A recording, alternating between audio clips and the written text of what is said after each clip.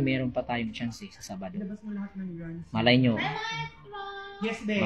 sinabi ng mga hurado na si Vinsor Dumasig sa Sabado na lang yan. Ano man yung mangyari, at least ginawa natin yung, binigay natin yung best natin. Naparamdam natin yung kanta.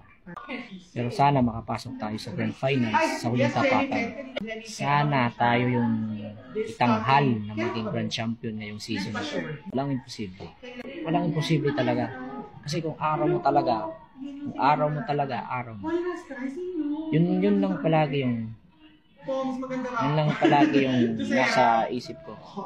Kasi kung araw ko to. Pero siyempre kailangan nating lumaban.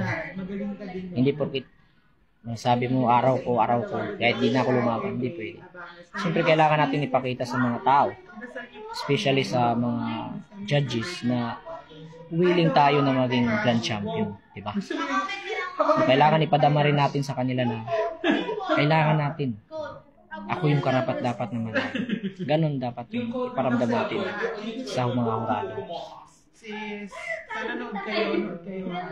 At dahil sa inyo yun, mga madam.